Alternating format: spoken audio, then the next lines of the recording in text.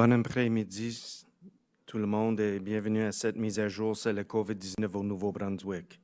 Les porte-paroles aujourd'hui sont le médecin hygiéniste en chef, le Dr. Jennifer Russell, et le Premier ministre, l'Honorable Blaine Higgs. Good afternoon, everyone, and welcome to today's update on COVID-19 in New Brunswick. Speaking on behalf of the province this afternoon are the province's Chief Medical Officer of Health, Dr. Jennifer Russell, and Premier Blaine Higgs. Dr. Russell.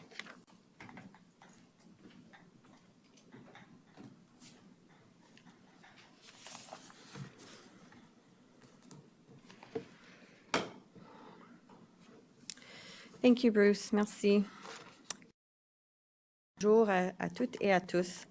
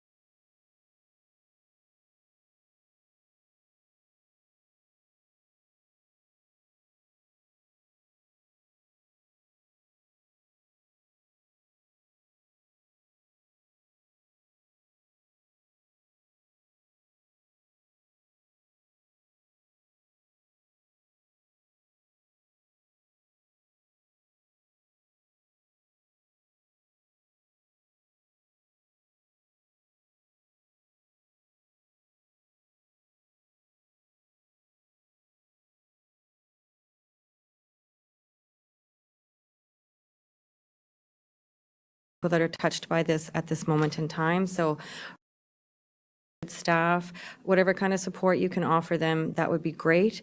And also keep in your thoughts all the healthcare workers who are providing care for the infected people right now.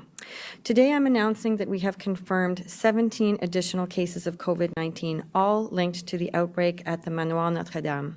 With the 2 cases announced on Tuesday, there are now 19 confirmed cases at this special care home, and that is 13 residents, 4 healthcare workers, and 2 family members who were close contacts of an infected resident. So the 2 residents of the Manoir remain in the hospital and are in stable condition. We have reported 222 cases of COVID-19 in New Brunswick to date, and 22 cases are active at this time. Fort des leçons apprises lors de la première vague de la pandémie et l'éclosion à Hamilton, nous avons rapidement identifié les patients et les membres du personnel infectés et ils ont été isolés. Nous avons entrepris une intervention coordonnée pour soigner les personnes infectées et protéger celles qui n'ont pas encore été atteintes par le virus. J'annonce aujourd'hui 17 nouveaux cas confirmés de la COVID-19, tous liés à l'éclosion du manoir Notre-Dame. Avec les 2 cas annoncés mardi, cela porte à 19 le nombre de cas confirmés dans ce foyer de soins spéciaux. Parmi les cas, il y a 13 résidents, 4 employés et 2 membres de la famille d'un résident infecté qui sont des contacts étroits. 2 résidents du manoir sont hospitalisés et leur état est stable. Il s'agit du plus grand nombre de cas quotidiens, je crois, depuis l'arrivée de la première vague au Nouveau-Brunswick.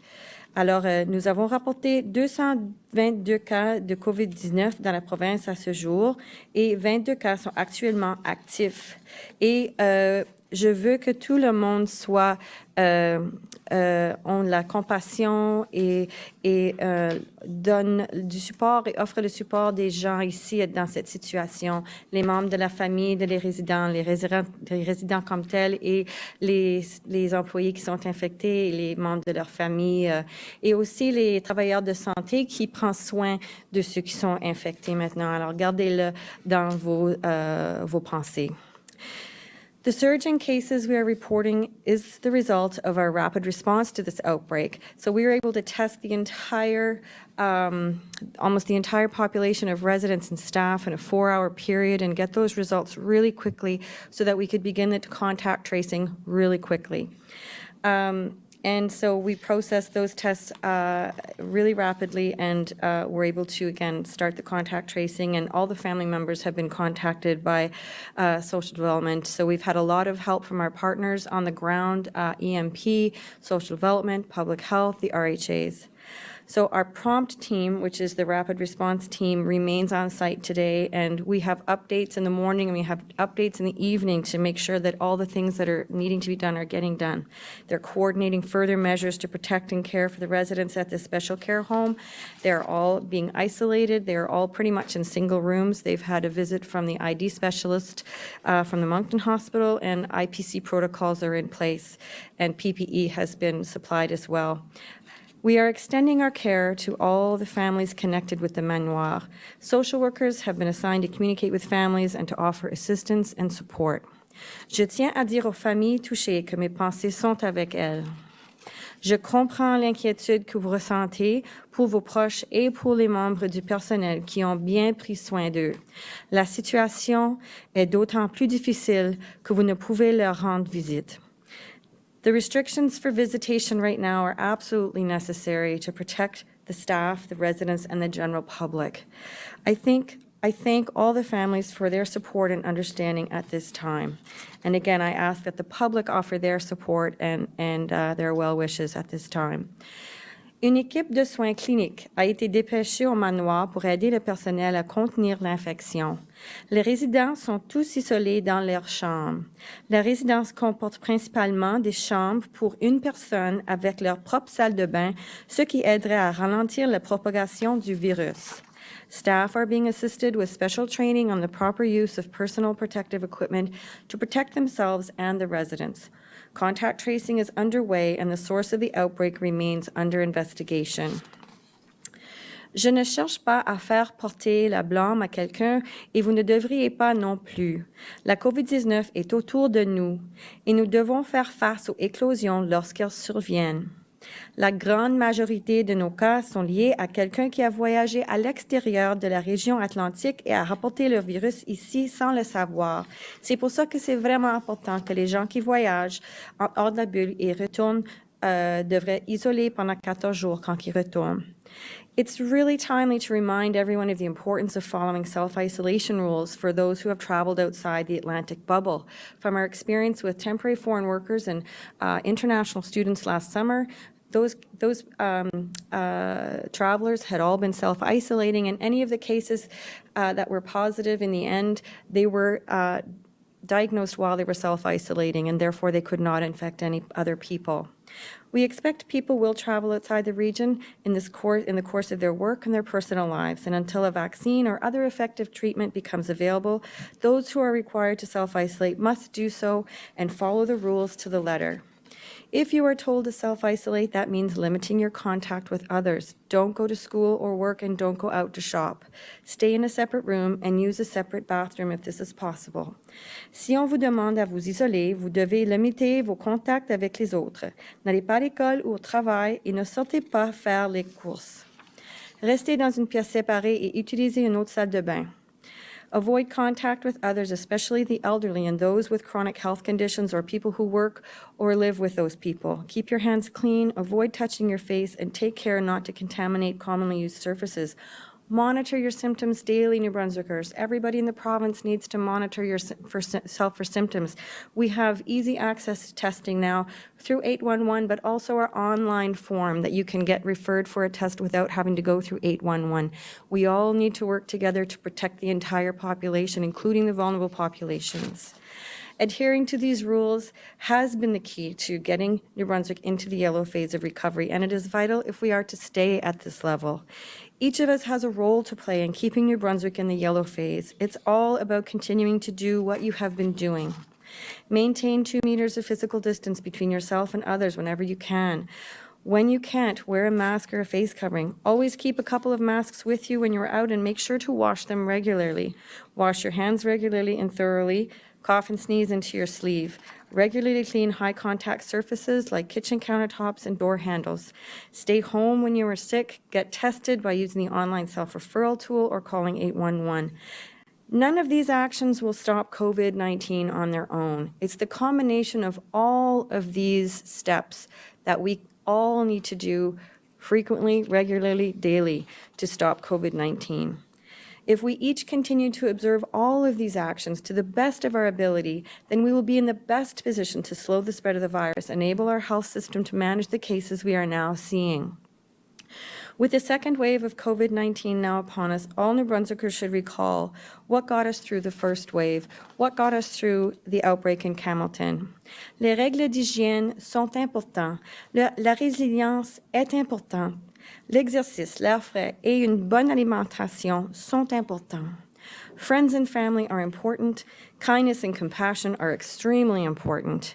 We can continue to act together to slow the spread of this disease and care for everyone who is being affected by it. Once again, we are all in this together, and once again, it is only by working together that we can get through this. N'oubliez pas, nous sommes tous dans le même bateau, et c'est seulement en se serrant les coudes que nous passerons à travers cette situation. Il y en a des gens qui sont touchés plus sévèrement par cette situation. Ils sont dans nos pensées, mais ils ont besoin de notre support aussi. So, we've made it this far, New Brunswick. We will get through this together. I thank you very much for all of your collaboration and cooperation. Merci. I do have one other point I need to make around some information that Public Health has provided around the potential for some public exposures. And those took place at the Moncton Costco Optical Center and at the Moncton St. Hubert restaurant. So people who have visited these locations since October 1st should self-monitor for symptoms for 14 days. And should any COVID-19 symptoms develop, they are directed to self-isolate and call 811 to get tested or take the self-assessment online. Thank you very much for your cooperation. Merci.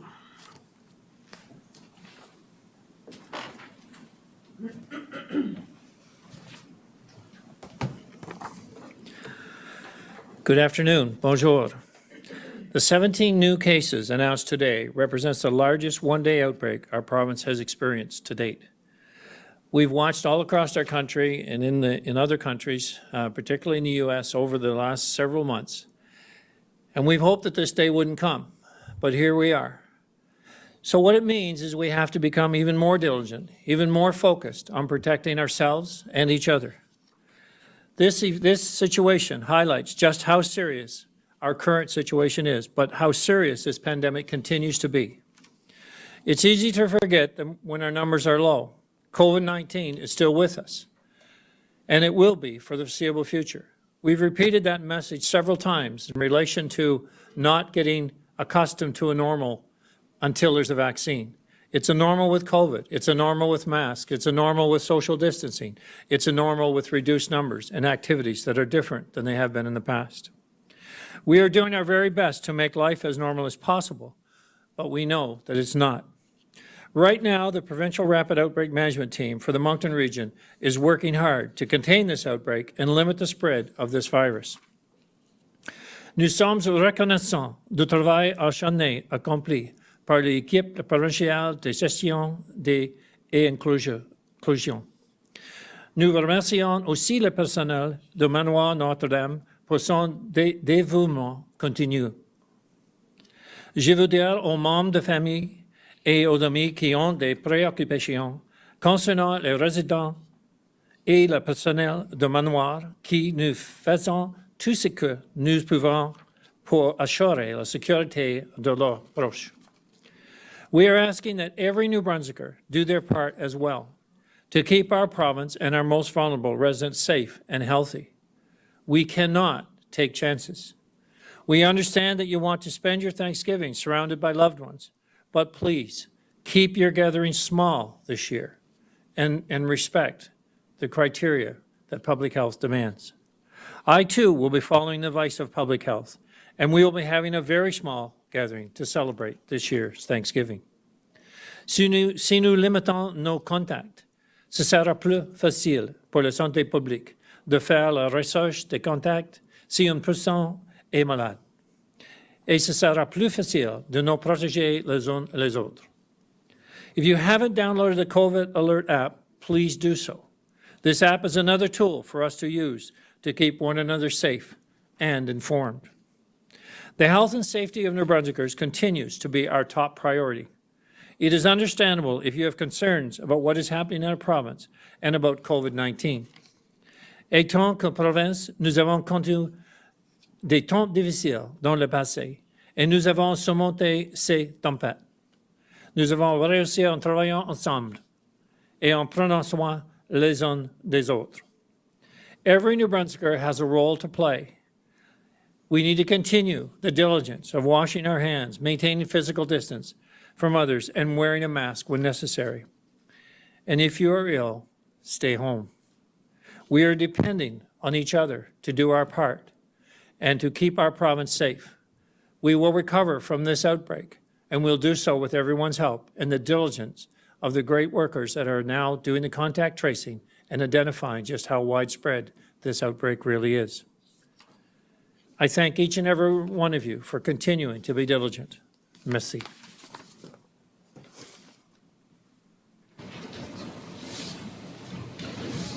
Merci, Monsieur le Premier Ministre et Dr. Jennifer Russell. Thank you, Dr. Russell, Premier Higgs. We will now proceed with questions from the media. You have the right to pose your question in the language of your choice. Nous allons maintenant procéder aux questions des journalistes. Vous avez toujours le droit de poser vos questions dans la langue de votre choix. Each reporter will have one question and one quick follow-up. Chaque journaliste aura une question et un suivi le plus rapide possible. Michel Corriveau, Radio-Canada. Bonjour, c'est une question pour Dr. Russell. Dr. Russell, j'aimerais savoir, puisque c'est la plus grande augmentation de cas depuis le début de la pandémie, pourquoi ne passe-t-on pas la phase orange dans la région 1? Bonjour, Michel. Alors, ça, c'est quelque chose qu'on discute maintenant parce qu'il y a des changements sur nos phases d'alerte depuis le commencement du pandémie. Alors, ça fait peut-être un mois ou deux qu'on a mis d'autres changements sur le site web pour annoncer qu'est-ce qui arrive dans les différentes couleurs, puis qu'est-ce que sont les choses qui déterminera si on change. Alors, maintenant, on est en train de faire les recherches sur les contacts étroits. Alors, ça, c'est une des choses. Si on ne peut pas faire toutes les recherches dans les contacts étroits dans une certaine période de temps, et aussi si c'est un risque à cause que c'est dans une résidence avec des populations vulnérables, s'il y a un risque qu'il y aura de la transmission communautaire, c'est ça qu'on détermine maintenant. Alors,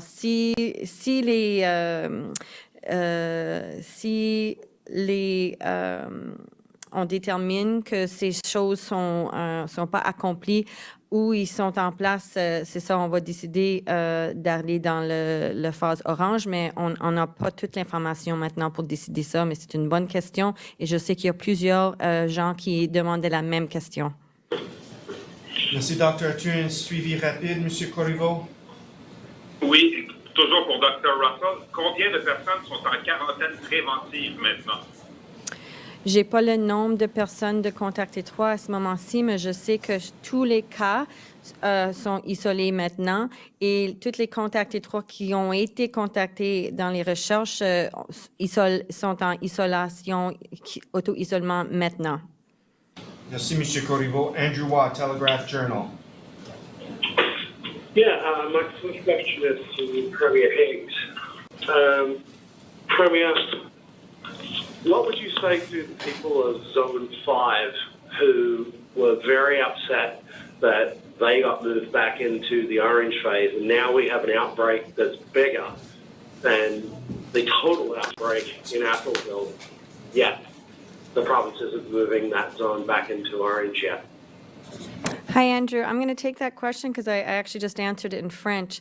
So the situation is different for a couple of reasons. One, our phases have changed in terms of what the different phases look like and the triggers, and so that's been on our website probably for a month or so. And at this point in time, because we've done the multitude of testing last night and have all the cases self-isolating right now, and we're continuing to do contact tracing, and those contacts that have been contacted so far are self-isolating. Again, we're continuing to gather more information to complete our risk assessment to make a decision about Orange. But certainly, the situation in Campbellton included one adult residential facility, 2 different daycares, and a hospital. So those are multiple settings right now in terms of exposure. Right now, this outbreak is contained in terms of diagnosed cases to one facility. However, when we look at the different triggers from an epidemiological perspective and from a public health perspective in terms of the actions that we need to complete, we do have to make sure that we contact all of the close contacts within 24 hours. So we're working on that. This is an outbreak in a high vulnerability setting where there is a risk of transmission to the community. So we're looking at that as well. So once we gather all that information and finish our risk assessment, then we'll make a decision about whether to go to Orange. Thank you, Dr. Andrew. Do you have a quick follow-up? Yep. Again, to Dr. Russell, didn't you say one of the potential places of public exposure was Costco? Like, does it get much busier than that in New Brunswick? And Moncton's the biggest city. Surely there's a way bigger risk of community transmission in a place like Moncton and in a store like Costco than there is in Atholville. Andrew, my parents shop at Costco all the time. It is in the Costco Optical Center, and it would be people who have been there since October 1st. The contact tracing is continuing, so there will be more information as more information comes in. And in terms of, the entire province is supposed to be self-monitoring at all times anyway. And again, we're letting you know all the information that we have at this point in time, so the public can take actions for their own situation and their own behaviors at this moment in time. So all those people who have been at the optical center, those people should self-monitor. And if there's anything else that needs to be done, public health is following up with contact tracing around that exposure as we speak. And again, it's easy to get tested if you have symptoms. You can call 811 or you can take the self-assessment online. Thank you, Dr. And the other exposure was at the Moncton St. Hubert restaurant. Thank you, Mr. Waugh. Thank you, Dr. Timothy Jakes, Campbellton Tribune. My question is for the Premier. The Mayor of Pointe-à-la-Croix, Quebec, questions why people from nearby parts of Avignon outside the bubble can't enter his community to shop, apparently because New Brunswick insists on it, and thinks his community may have to leave the bubble rather than cut off its neighbors. So what is the status of that bubble as of today, and would it be possible, if Pointe-à-la-Croix leaves, to keep a bubble with Listigosh First Nation, which has 106 students, I understand, attending high school in Campbellton?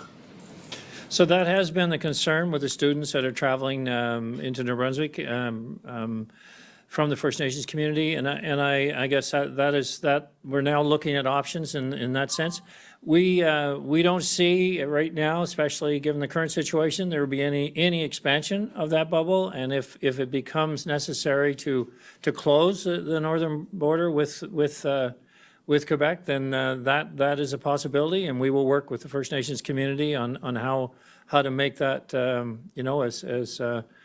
as painless as possible, but also recognizing the need for the students and how we can best accommodate their needs, even if they are restricted to the border crossing.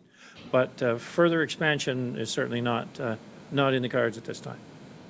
Thank you, Premier. Mr. Jakes, do you have a quick follow-up? Yes, for the Premier, just to clarify, when you say expanding the bubble, do you mean that includes neighbors of Pointe-à-la-Croix coming into Pointe-à-la-Croix to do their shopping and things like that? Is that what you mean? Yeah, what I understand is that there's some local, certainly anxiety or complaints about the fact that we're monitoring people coming and going into the community, basically turning people away that don't have an essential reason to do that.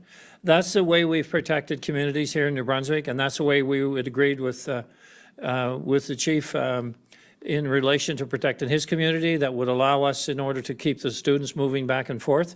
So if that border that was set up with the Quebec police in order to monitor activity in the community, if that border is not acceptable to the residents outside of the Louisquois community, then it becomes problematic.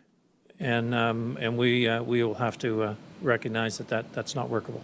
Thank you, Mr. Jakes. Travis Fortnum, Global News. Hi there. I understand that the start of this outbreak is still under investigation. If it were someone who traveled from outside the Atlantic bubble and visited this long-term care home without self-isolating, is it possible that charges could be placed?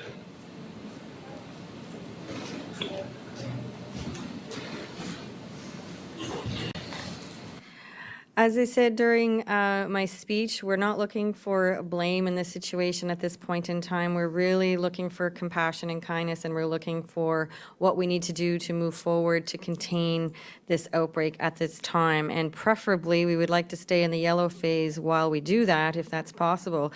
New Zealand just came through an outbreak, and they were able to do it without having to close down businesses, et cetera, and keep people at home. So we certainly, whatever pieces of information we find around what the different sources are potentially, then we're going to look into that, and we will certainly investigate that. Thank you, Doctor. Mr. Fortnum, do you have a quick follow-up? I do, also for Dr. Russell. Just wondering, and you touched on this in your speech as well, but what the condition of the patients are.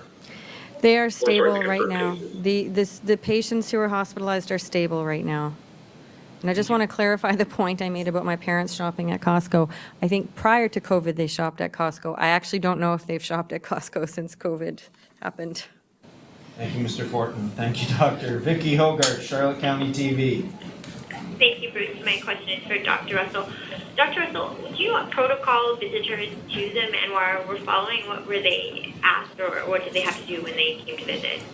Sorry, the question is about protocols being followed for visitation at the manoir? Yes. So I had a comment about this yesterday, and what my knowledge of what our recommendations from a public health perspective have been were communicated to all ARFs and long-term care facilities a while back, I believe from a memo from the Pandemic Task Force around what safe visitation would look like. But each and every facility, I guess that was on August 31st, but each and every facility was going to determine how to operationalize that themselves, and that would be based on the types of patients they had, how frail they were. We had been recommending outdoor visits, and also, you know, the type of staffing that would be necessary to facilitate those type of visits would differ from place to place. So I don't know the exact details around what kind of visitation the manoir was able to operationalize. I just know the general advice that we had been giving to all of the facilities. Thank you, Doctor. Ms. Hogarth, do you have a quick follow-up? I'm just wondering if you know about how many visitors have been to the manoir in the past week. I don't know the exact number. We're looking in, like the people that are doing the contact tracing are actually contacting all the visitors, and my understanding is that social development actually contacted the families of all the residents, so that would be part of the contact tracing that's taking place right now. Thank you, Ms. Hogarth. Simon Delatte, l'Acadie Nouvelle. Oui, bonjour, une question pour Monsieur Higgs. J'aimerais savoir si c'est une clarification qui va être apportée prochainement au sujet du port du masque dans les lieux publics, et est-ce que l'éclosion que l'on constate cette semaine pourrait changer ou influencer votre décision?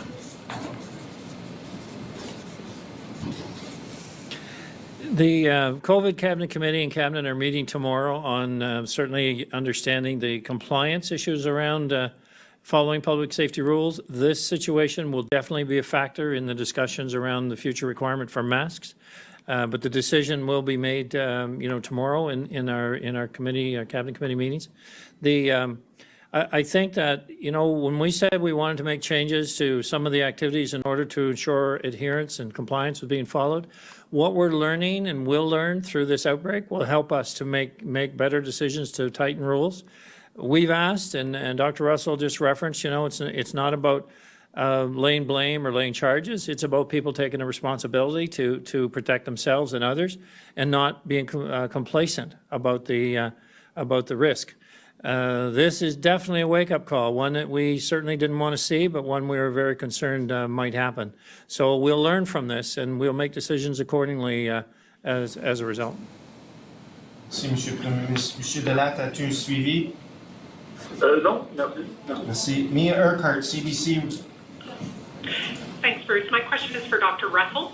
Are you any closer to knowing how COVID got into the Manoir Notre Dame? So our public health team and the social development team and working with EMP, they're all working very, very diligently right now to trace all the contacts and do what needs to be done to get this outbreak under control. So again, right now the cases who've been diagnosed at this moment in time are all self-isolating, and the close contacts of those people are being traced and contacted and told to self-isolate. Thank you, Dr. Ms. Urquhart. Do you have a quick follow-up? I do. With so many workers in isolation, how are the residents being cared for?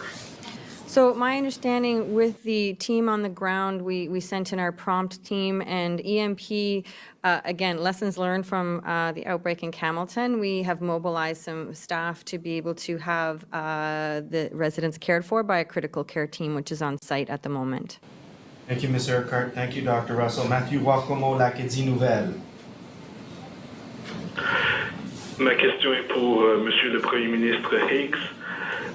Monsieur le Premier ministre, l'Assemblée législative s'est choisi un nouveau président aujourd'hui. Pourriez-vous commenter ce choix des députés de Monsieur Bill Oliver?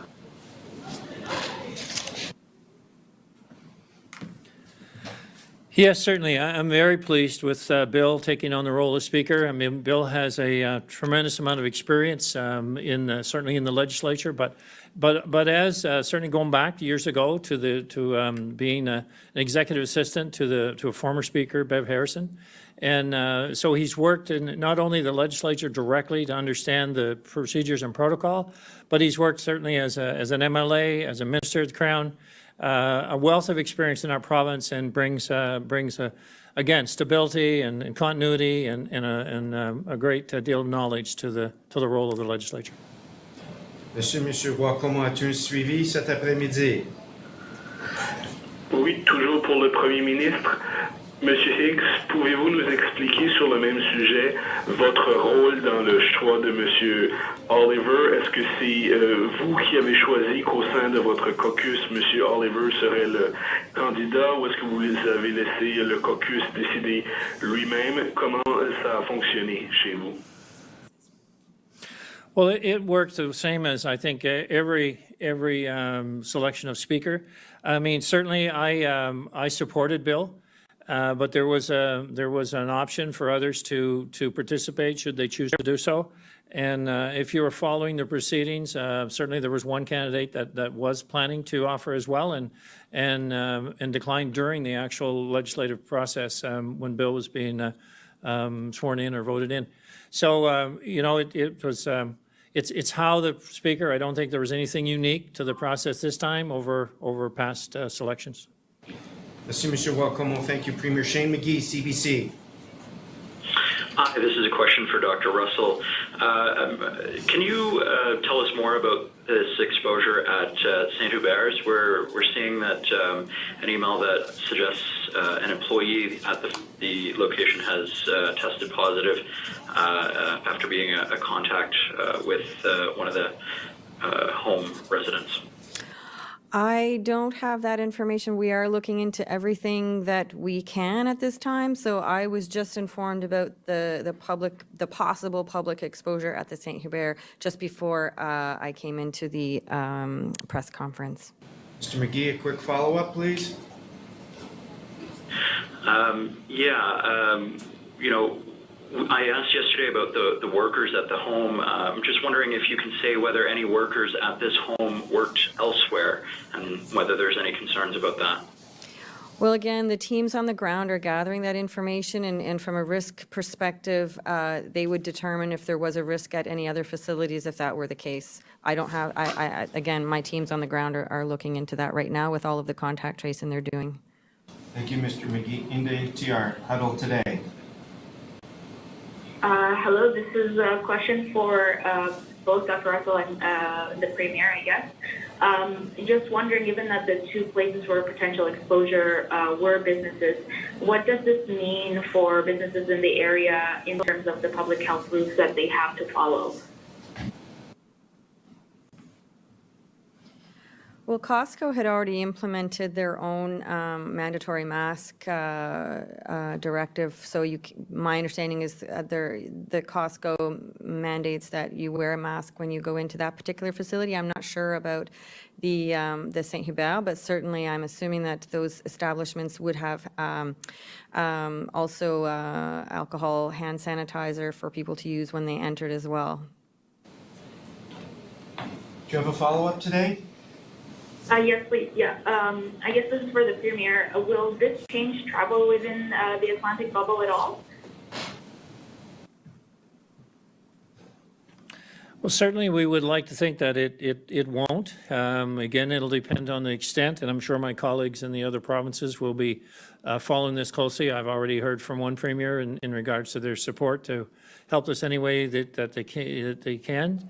I do have a meeting with all the other premiers in the coming, I think, 2 weeks out, but we'll know a lot more in the several days, not in certainly a longer period than 2 or 3 days. We'll know the situation.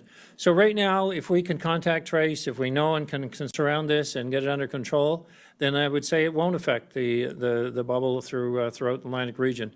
But if there are unknowns after several days of tracing and contacting, I'm sure my colleagues will want to know those details, and I've already committed to share them completely.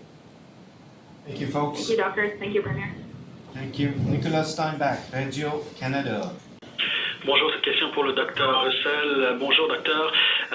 Écoutez, hier, c'était 2 cas, aujourd'hui 17.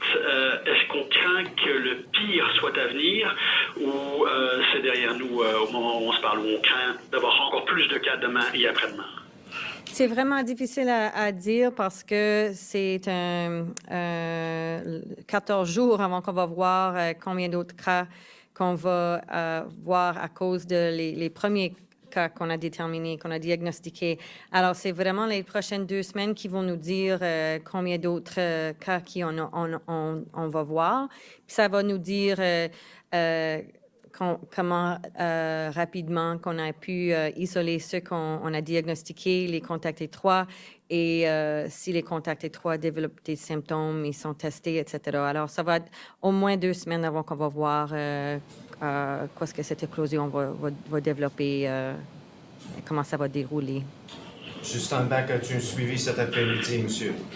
Oui, rapidement, merci. Dr. Russell, deuxième question pour vous.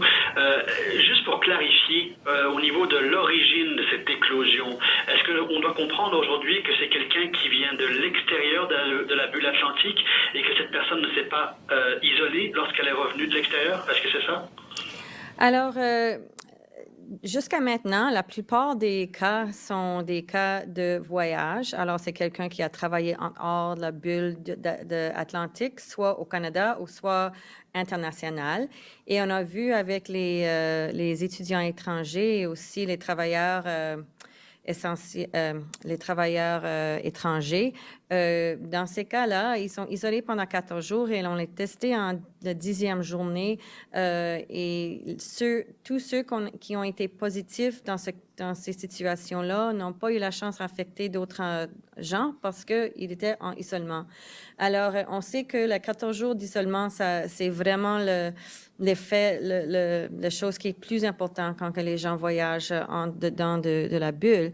Mais il y en a des gens qui voyagent pour des raisons essentielles et ils ont des exemptions, mais ces gens, ça se peut que c'était quelque chose qui a contribué, mais on sait que le risque pour la transmission communautaire existe aussi et on n'a pas fini notre investigation et nos recherches et les traçages et recherches des contacts étroits à ce moment-ci.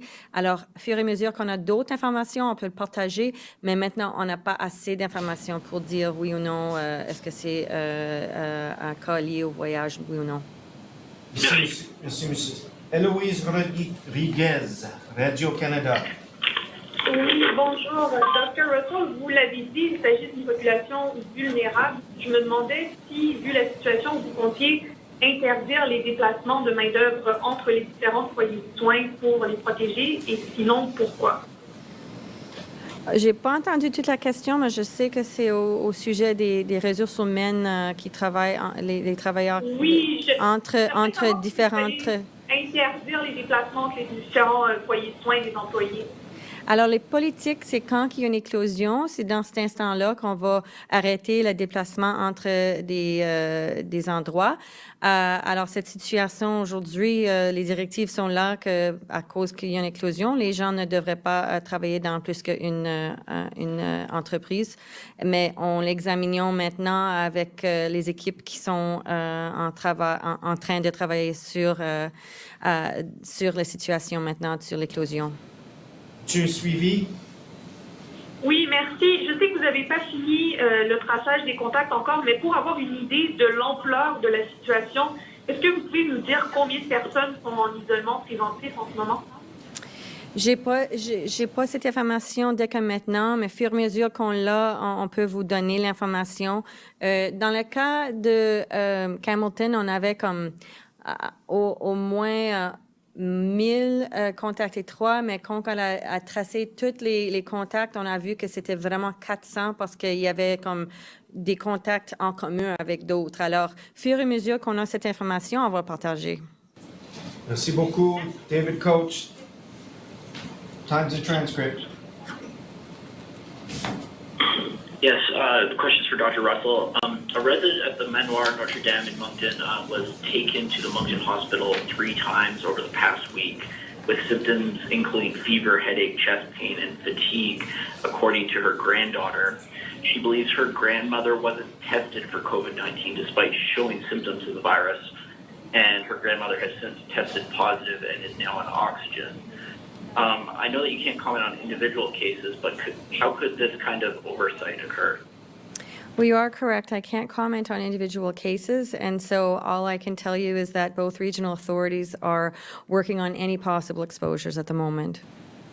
Do you have a quick follow-up?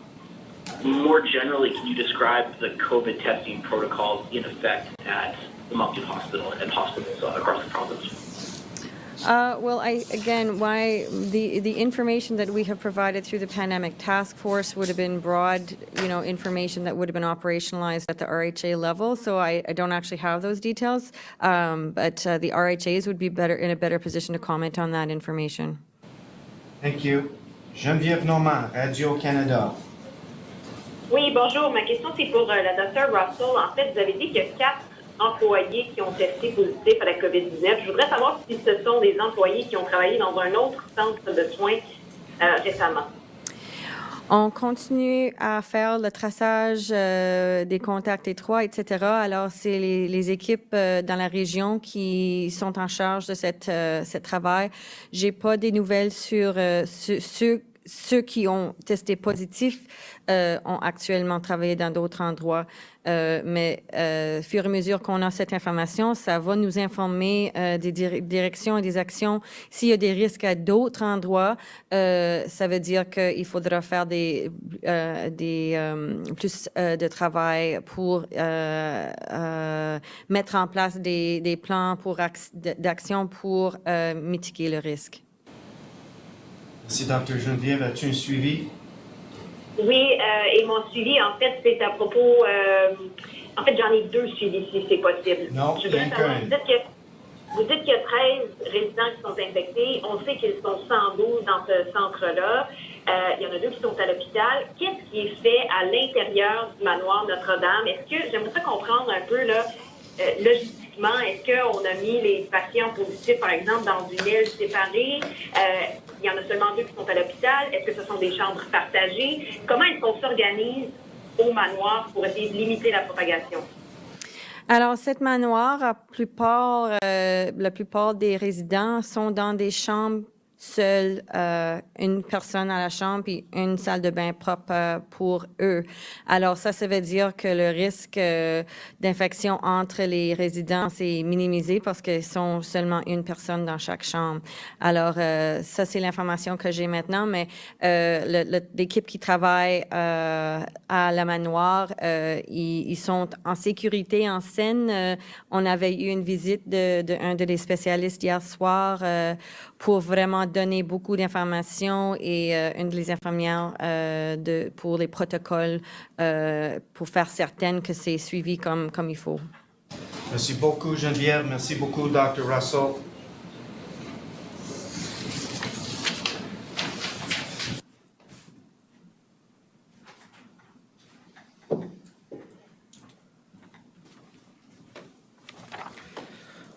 Voilà la fin de notre mise à jour pour aujourd'hui. That concludes today's update. Thank you very much.